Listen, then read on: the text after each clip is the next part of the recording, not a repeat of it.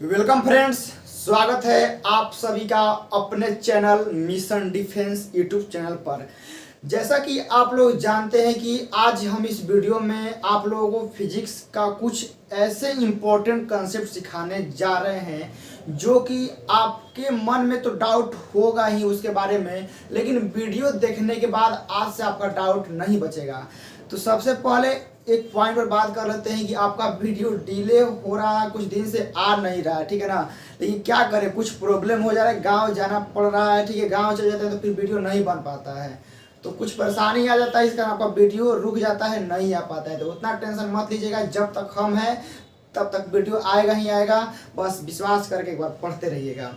तो चलिए आज हम बात करते हैं कि जो हमने आपको पिछले वीडियो में कहा था कि आपको हम सिखाएंगे कि उस वीडियो में, जो कि आप यह वीडियो देख रहे हैं, कि इलेक्ट्रॉन किसी वस्तु से निकालेंगे या किसी वस्तु में इलेक्ट्रॉन डालेंगे तो द्रव्यमान पर क्या प्रभाव पड़ेगा, ठीक है ना। यानी मेन बात कहने का और हमको आपको समझाने का मेन मतलब क्या है कि किसी वस्तु में यदि इलेक्ट्रॉन आता है या इलेक्ट्रॉन निकलता है, ठीक है ना, यानी आने के बाद या निकलने के बाद उसके द्रव्यमान पर क्या प्रभाव पड़ेगा, मतलब द्रव्यमान कब बढ़ेगा, कब घटेगा, कब अचर रहेगा, यह सारे डाउट हम आज आपको इस वीडियो में क्लियर करेंगे।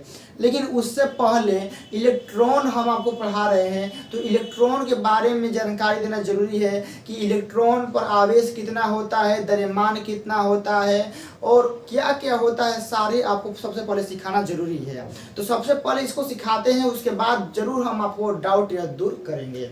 तो देखिए हमने क्या लिखा है कि किसी वस्तु में आवेश के 3 मूल कण होते हैं। हाँ, जनरली बात सही है कि किसी वस्तु में जनरली आवेश का जो होता है ना, वो 3 मूल कण होता है, ठीक है ना। कौन कौन नाम लिखे हैं, इलेक्ट्रॉन, प्रोटॉन, न्यूट्रॉन, ठीक है ना। जनरली यही तीनों पाया जाता है। कौन कौन, इलेक्ट्रॉन, प्रोटॉन, न्यूट्रॉन, तीनों की कहानी हम बताएंगे।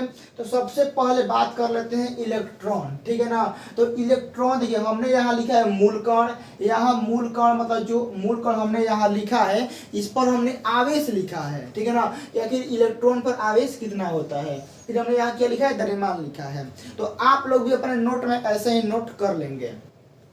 तो हमने यहाँ लिखा है इलेक्ट्रॉन, इलेक्ट्रॉन पर आवेश कितना होता है, -1.6 गुना 10 के पावर -19 कूलम। तो इस माइनस लगा है, इसका मतलब कि इलेक्ट्रॉन जो कण होता है वह कैसा कण होता है, ऋण आवेशित कण होता है ना। यहाँ से आप लोग याद कर लेंगे। और देखिए माइनस के मतलब यही होता है, क्या है, ऋण आवेशित है। अब देखिए इसका हम द्रव्यमान का बात कर लेते हैं कि इलेक्ट्रॉन पर जो द्रव्यमान होता है ना, वो कितना होता है, 9.1 गुना 10 के पावर -31 kg होता है। अब देखिए 2 नंबर में है प्रोटॉन, तो प्रोटॉन पर आवेश कितना होता है, +1.6 गुना 10 के पावर -19 कूलम। तो देखिए प्लस लगा है, इसका मतलब क्या कि प्रोटॉन कैसा कण होता है जी, धन आवेशित कण। और हम आपको याद भी करवाए थे नाम से, प्रोटॉन यानी पी, स्टार्ट किससे हो रहा है, पी से। पी से क्या होता है, पॉजिटिव, यानी प्रोटॉन क्या है, पॉजिटिव है। और जब प्रोटॉन मालूम चल गया कि पॉजिटिव है तो इलेक्ट्रॉन क्या होगा, माइनस होगा, ठीक है ना। तो यहाँ सभी आप लोग याद कर सकते हैं। तो प्रोटॉन पे आवेश इतना होता है और प्रोटॉन पर इतना द्रव्यमान होता है, 1.672 गुना 10 के पावर -27 kg, इतना प्रोटॉन पर क्या होता है, द्रव्यमान होता है। उसके बाद बात कर लेते हैं न्यूट्रॉन। तो न्यूट्रॉन पे आवेश क्या होता है, 0, द्रव्यमान कितना होता है, 1.678, ठीक है। लगभग कह सकते हैं ना, लगभग कि वो प्रोटॉन के द्रव्यमान के बराबर होता है, किसका, न्यूट्रॉन का द्रव्यमान, ठीक है ना। इन लगभग में आप लोग कह सकते हैं कि जितना प्रोटॉन का द्रव्यमान होगा उतना न्यूट्रॉन का द्रव्यमान होता है, ठीक है ना। यह भी आप लोग समझ गए। तो अब आपके दिमाग में बात चल रहा होगा कि आवेश 0 है, द्रव्यमान है, तो इसका क्या कंसेप्ट है, इसका क्या मतलब है। तो देखिए यहाँ से हम आपको एक नोट करवाएंगे और नोट आप लोगों को भी करना है, ठीक है ना। देखिए क्या कि देखिए किसी वस्तु में जो आवेश होता है ना, देखिए आवेश और उस वस्तु के द्रव्यमान, ठीक है ना, इन दोनों का रिलेशन सबसे पहले आपको समझाते हैं, ठीक है ना। फोकस करके अच्छे से आप लोग समझिएगा कि हम क्या कह रहे हैं। देखिए किसी वस्तु में, मान लीजिए कि यह आपका कोई वस्तु है, ए है, ठीक है ना। यह वस्तु है, यह वस्तु मान लीजिए कि आवेशित है, मान लीजिए कि प्लस से है चाहे माइनस है, क्या है, आवेशित है, ठीक है ना। तो यदि किसी वस्तु पर आवेश है तो वह आवेश उस वस्तु के चाल पर डिपेंड नहीं करता है। मान लीजिए कि यह वस्तु आवेशित है, इसको देखिए, यदि आवेश नहीं भी रहेगा ना, और जितना स्पीड से मान लीजिए चलता है 20 किलोमीटर पर सेकेंड या 20 मीटर पर सेकेंड, यानी जितना स्पीड से चलना चाहिए आवेश आने के बाद भी उतने स्पीड से चलेगा। यानी आप लोग क्या कह सकते हैं यहाँ से कि किसी वस्तु पर जो आवेश होता है, जो चार्ज होता है, वह उस वस्तु के चाल पर डिपेंड नहीं करता है, ठीक है ना। यहाँ से बात क्लियर हो गया। तो आप लोग मेरे भाई क्या करेंगे कि यहाँ से नोट करेंगे कि किसी वस्तु पर आवेश, किसी वस्तु का आवेश लिखेंगे, ठीक है ना, किसी वस्तु का आवेश वस्तु के चाल पर निर्भर नहीं करता है, वस्तु के चाल पर निर्भर नहीं करता है, लेकिन, ठीक है ना, जो वस्तु का आवेश होता है वह चाल पे तो निर्भर नहीं करता है, लेकिन वस्तु का द्रव्यमान चाल पर डिपेंड करता है। यानी मान लीजिए कि हम मतलब कि हम हैं या आप हैं, ठीक है ना, प्रैक्टिकल समझिए कि हम अभी यहाँ पढ़ा रहे हैं या आप अभी वहाँ से मेरा वीडियो देख रहे हैं, तो आपको हम ऐसे ही रोड पे कहेंगे कि चलना है, ठीक है ना, कितने स्पीड से दौड़ सकते हैं। तो मान लीजिए कि आपका क्षमता होगा कि 30 किलोमीटर पर सेकंड नहीं होगा, क्योंकि उड़ जाइएगा रॉकेट की तरह का, नहीं, 30 मीटर पर सेकेंड। मान लीजिए कि आपका रफ्तार होगा वह 30 मीटर पर सेकेंड है। मान लीजिए कितना आप हाईएस्ट दौड़ते हैं, क्या कि 30 मीटर पर सेकेंड स्पीड से हम दौड़ सकते हैं। अब मान लो कि तुरंत हम 100 किलो के बोरा लाद देंगे, क्या कर बजा एकदम बुढ़ा मान लेकर ऐसे ऐसे चल बजा, तो क्या हो इसमें तो लोग कि द्रव्यमान बढ़ाते तो लोग क्या हो गई, चाल कम हो गई। तो वैसे ही बात इसमें है कि वस्तु का आवेश जो होता है ना वह चाल पर निर्भर नहीं करता है, लेकिन द्रव्यमान जो होता है वह वस्तु के चाल पर डिपेंड करता है, ठीक है ना। तो यहाँ से लिख सकते हैं लेकिन वस्तु का द्रव्यमान, लेकिन वस्तु का द्रव्यमान वस्तु के चाल पर निर्भर करता है, समझ गए ना। वस्तु का जो आवेश होता है ना उसके चाल पर डिपेंड नहीं करता है, मतलब कि आवेश चाल से स्वतंत्र होता है और चाल आवेश से स्वतंत्र होता है, लेकिन जो वस्तु का द्रव्यमान है उस वस्तु के चाल पर डिपेंड करता है। इन द्रव्यमान कम रहेगा तो उसका स्पीड ज़्यादा होगा, द्रव्यमान ज़्यादा हो जाएगा स्पीड कम, मतलब कि द्रव्यमान बढ़ाएंगे ऑटोमेटिक स्पीड कम हो जाएगा। कैसे, तो 100 किलो के बोरा लाद दें तो होता है तो 50 किलो हो जाएगा, उतना ना कम 50 किलो। यदि आप लोग रोड पे दौड़ रहे हैं, यदि हम आपको कहेंगे कि 50 किलो के बोरा लेके तो लोग दौड़े के बाद क्या कर बजा, तो लोग एकदम धीरे धीरे दौड़ बजाए, जितना स्पीड में तो लोग दौड़े के चाहिए उतना स्पीड में आप लोग दौड़ नहीं पाइएगा। तो उस केस में क्या होगा, आपका स्पीड कम हो जाएगा ना, तो द्रव्यमान बढ़ते आपका स्पीड क्या हो गया, कम हो गया। तो वही हम मतलब कहना चाहते हैं। तो यहाँ से आप अपने नॉलेज के लिए, मतलब एक्स्ट्रा नॉलेज के लिए लिख सकते हैं कि द्रव्यमान बढ़ेगा, ठीक है ना, कि द्रव्यमान बढ़ेगा तो चाल क्या हो जाएगा, ऑटोमेटिक कम हो जाएगा। अब मान लीजिए कि यहाँ से आपका द्रव्यमान जो होता है मेरे भाई, द्रव्यमान आपका घटता है तो चाल क्या हो जाएगा, ऑटोमेटिक आपका चाल बढ़ जाएगा, ठीक है ना। तो यहाँ से क्लियर हो जाएगा, द्रव्यमान घटेगा, मान लीजिए नीचे की तरफ जाता है तो चाल बढ़ जाएगा, और द्रव्यमान बढ़ता है तो चाल कम हो जाएगा। तो यहाँ से आप लोग नोट कर लिए होंगे सारा पॉइंट, जिस तरह हम बताते हैं ना उस तरह नोट कीजिए। और एक चलते हैं कंसेप्ट की ओर, समझते हैं कि आखिर किस तरह हम समझ सकते हैं कि आवेश के बारे में और ज़्यादा, ठीक है ना, डीपली कह सकते हैं एक तरह से कि आवेश के बारे में और डीपली हम लोग को समझना है। तो प्लीज़ इसको नोट कीजिए, इसके बाद हम लोग समझते हैं। तो आइए मेरे भाई अब समझते हैं कि आवेश के बारे में और ज़्यादा डीपली, यानी कंसेप्ट कैसे समझते हैं। देखिए जो आपका नोट नंबर सेकंड है, ठीक है ना, पहला नोट तो हम लिखवा दिए हैं। दूसरा में देखिए, लिखवाने से पहले आपको हम समझाते हैं, ठीक है ना, क्योंकि जब समझा देंगे ना तो आप अपने मन से भी लिख सकते हैं। देखिए समझिएगा ध्यान से, यदि किसी वस्तु पर आवेश है, ठीक है ना, प्रैक्टिकल समझिएगा, यहाँ से बहुत वीवीआई पॉइंट चल रहा है, ठीक है ना, आपको एग्जाम में क्वेश्चन फंसेगा। और यहाँ से एग्जाम में बिहार बोर्ड का तैयारी मत कीजिए, बोलते हैं तैयारी एकदम हाई लेवल का कीजिए कि बिहार बोर्ड से मान लीजिए नहीं आता है डिफेंस में तो फंसबे करेगा। देखिए मान लीजिए कि कोई वस्तु आवेशित है, ठीक है ना, यानी कोई वस्तु पर चार्ज है। अब चार्ज कैसा है नहीं मालूम है, प्लस होगा नहीं तो माइनस, यही ना दोनों होगा। यदि हम बोलते हैं कोई वस्तु आवेशित है तो उस पर प्लस होगा नहीं तो माइनस होगा, जनरली यही दोनों होगा, क्योंकि आवेश दो प्रकार का होता है, प्लस माइनस। तो मान लीजिए कोई वस्तु आवेशित है तो क्या उस वस्तु में द्रव्यमान हो सकता है? आप लोगों के माइंड में यह बतिया चल रहा होगा कि कोई वस्तु आवेशित है तो क्या उस वस्तु में द्रव्यमान हो सकता है। या मान लीजिए कि कोई वस्तु एक ऐसा है जिसमें द्रव्यमान है ही नहीं है, ठीक है ना, तो क्या उसको हम लोग आवेशित कर सकते हैं? सारा यहाँ से मतलब कॉन्सेप्ट उठता है, तो एक एक को क्लियर करते हैं बारीकी से, ठीक है ना, ध्यान से सुनिएगा। यदि कोई वस्तु आवेशित है तो 110%, ठीक है ना, पूरा कन्फर्म है कि उस वस्तु में द्रव्यमान होगा ही होगा। यानी कहने का मतलब है कि किसी वस्तु में द्रव्यमान होगा तभी आप उस वस्तु को आवेशित कर सकते हैं। यदि वस्तु में द्रव्यमान नहीं है तो आप उसको आवेशित नहीं कर सकते हैं, ठीक है ना। तो यहाँ से एक ही बात में बार में आप लोग समझ गए होंगे कि हम क्या कहना चाहते हैं। यानी ऑलरेडी बोलता है कि कोई वस्तु आवेशित है 100% कि वो वस्तु आवेशित है तो उसमें द्रव्यमान होगा ही होगा, इसमें नो डाउट, ठीक है। अब देखिए, यदि बोलता है कि कोई वस्तु में द्रव्यमान है, कोई वस्तु में द्रव्यमान है तो क्या वस्तु वह आवेशित मतलब कि होगा अभी कि नहीं होगा।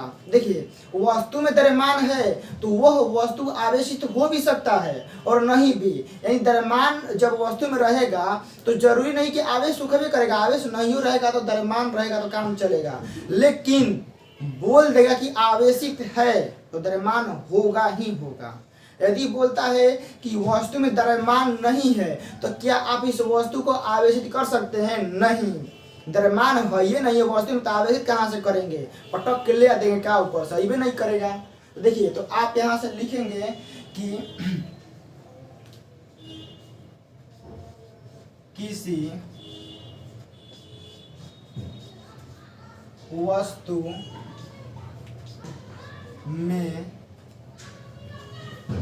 द्रव्यमान, ऐसे लिखिए, किसी वस्तु में द्रव्यमान है तो द्रव्यमान है तभी लिखेगा, किसी वस्तु में, मान लीजिए किसी वस्तु में द्रव्यमान है तभी हम लोग उस वस्तु को, ठीक है ना, तभी हम लोग उस वस्तु को आवेशित कर सकते हैं, आवेशित कर सकते हैं। आप फिर यहाँ से ए नंबर में लिख लीजिएगा, ठीक है ना, पूरा डाउट, ठीक है ना, एक एक पॉइंट को आप लोग ABCD बना के लिख लीजिएगा कि आपका डाउट नहीं बचे, ठीक है। तो यहाँ से लिख लीजिएगा ए नंबर में कि यदि कोई वस्तु आवेशित है, ठीक है ना, यदि कोई वस्तु आवेशित है, यदि कोई वस्तु आवेशित है तो उसमें द्रव्यमान होना चाहिए, द्रव्यमान होना चाहिए, कोई दिक्कत? यदि कोई वस्तु आवेशित है, बोल दिया है, तो 100% उसमें द्रव्यमान होना चाहिए, ठीक है ना, इसमें नो डाउट। आप लोग समझ गए होंगे कि हम क्या कहना चाहते हैं। अब आप यहाँ से बी नंबर में लिख लीजिएगा कि मान लीजिए कि कोई वस्तु में द्रव्यमानहीन है, यानी कोई वस्तु द्रव्यमानहीन है तो उस वस्तु को हम लोग आवेशित नहीं कर सकते हैं, ठीक है ना, सिंपल आप लोग लिख लीजिएगा। लिखिए, यदि कोई वस्तु यदि कोई वस्तु द्रव्यमानहीन है, ठीक है ना, क्या है, द्रव्यमानहीन है, यदि कोई वस्तु द्रव्यमानहीन है तो उस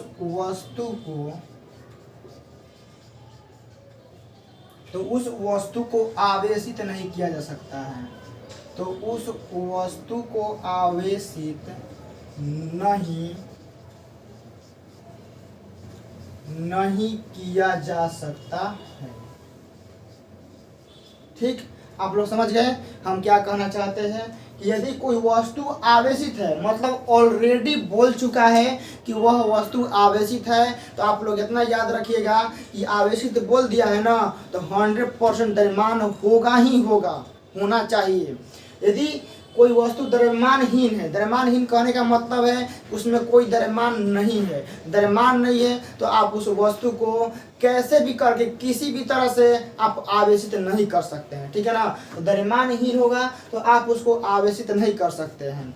यदि मान लीजिए कोई वस्तु में द्रव्यमान है तो वह वस्तु आवेशित हो भी सकता है और नहीं भी, ठीक है ना। यह जरूरी नहीं है किसी वस्तु में द्रव्यमान है तो उसको आवेशित होना ही चाहिए, जरूरी नहीं है। कोई वस्तु में द्रव्यमान है तो वह आवेशहीन भी हो सकता है। जैसे में हम जो अभी आप में लिखवाए हैं इलेक्ट्रॉन, प्रोटॉन, न्यूट्रॉन, तो देख रहे हैं ना, जो लास्ट में लिखवाए हैं न्यूट्रॉन, न्यूट्रॉन में द्रव्यमान है। आप लोग नोट किए अपने कॉपी में फोकस कीजिए कि द्रव्यमान कितना होता है, 1.672 गुना 10 के पावर माइनस 27 kg इतना होता है ना। लेकिन आवेश के जगह हम क्या लिखवाए हैं, 0, यानी कोई वस्तु में द्रव्यमान है तो उसमें आवेश हो भी सकता है और नहीं भी, ठीक है ना। तो यह मत रट लीजिएगा कि कोई वस्तु में द्रव्यमान है तो आवेश होना ही चाहिए। द्रव्यमान है तो आवेश हो भी सकता है या नहीं भी हो सकता है, लेकिन कोई वस्तु आवेशित है तो द्रव्यमान होगा ही होगा। तो यहाँ से हम सी नंबर में लिख देते हैं कि यदि कोई वस्तु में द्रव्यमान है, यदि कोई वस्तु में द्रव्यमान है तो वह आवेशित हो भी सकता है और नहीं भी हो भी सकता है और नहीं भी ठीक है ना। द्रव्यमान किसी वस्तु में होगा तो वह जरूरी नहीं कि आवेशित होगा, ठीक है ना। द्रव्यमान है तो वह आवेशित हो भी सकता है या नहीं भी हो सकता है, कोई जानकारी नहीं है, लेकिन आवेशित होगा तो द्रव्यमान होगा। तो इतना क्लियर हो गया। अब यहाँ से देखिए एक पॉइंट हम लोग समझते हैं, ठीक है ना। यहाँ से पॉइंट नेक्स्ट नोट आप लोगों के लिए कि हम जो अभी लिखवाए हैं इलेक्ट्रॉन का द्रव्यमान, प्रोटॉन का द्रव्यमान और न्यूट्रॉन का द्रव्यमान, ठीक है ना। इलेक्ट्रॉन, प्रोटॉन, न्यूट्रॉन का जो हम द्रव्यमान आपको लिखवाए हैं, तो देखिए हम यहाँ लिखते हैं, ठीक है ना। इलेक्ट्रॉन का जो हम द्रव्यमान लिखवाए हैं वो कितना लिखवाए हैं, 9.1 गुना 10 के पावर माइनस 31 kg, ये लिखवाए हैं ना। अब प्रोटॉन का क्या मतलब क्या लिखवाए हैं, 1.672 गुना 10 के पावर माइनस 27 kg, यही लिखवाए हैं। यह आपका इलेक्ट्रॉन का द्रव्यमान है, यह आपका प्रोटॉन का द्रव्यमान है। तो आप ही लोग मेरे दोस्त बताइए कि इन दोनों में किसका द्रव्यमान ज्यादा है, प्रोटॉन का ज्यादा है कि इलेक्ट्रॉन का ज्यादा है, मतलब कि सॉरी यह इलेक्ट्रॉन का है या प्रोटॉन का है। तो जो मतलब जो द्रव्यमान है वह इलेक्ट्रॉन का ज्यादा है कि प्रोटॉन का ज्यादा है, सोचिए जरा कि दोनों में से किसका द्रव्यमान ज्यादा है। तो आप लोग के दिमाग में जानते हैं कुछ लोग क्या जवाब देंगे कि भैया इलेक्ट्रॉन के द्रव्यमान जो होगा ना ज्यादा होगा, लेकिन गलती है, ज्यादा होगा प्रोटॉन का द्रव्यमान। कैसे, समझिए। यदि यहाँ पावर में माइनस नहीं रहता ना, पावर में माइनस, तो तब हमारा इलेक्ट्रॉन का द्रव्यमान ज्यादा रहता, कोई दिक्कत नहीं है। लेकिन देख रहे हैं 9.1 गुना 10 के पावर माइनस 31 kg है, माइनस 31 मतलब कहा कि इतना से डिवाइड होगा, ठीक है ना।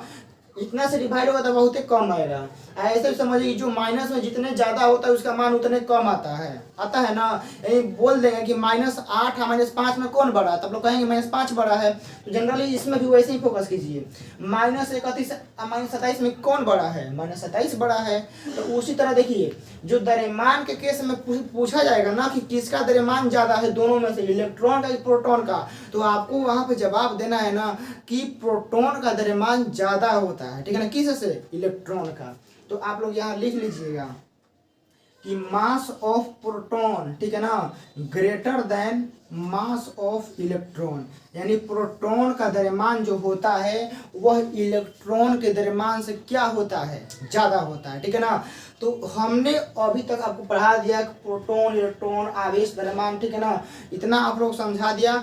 अब बाबू देखिए, अब ओनली फुली बचा है कि द्रव्यमान कब घटेगा कब बढ़ेगा।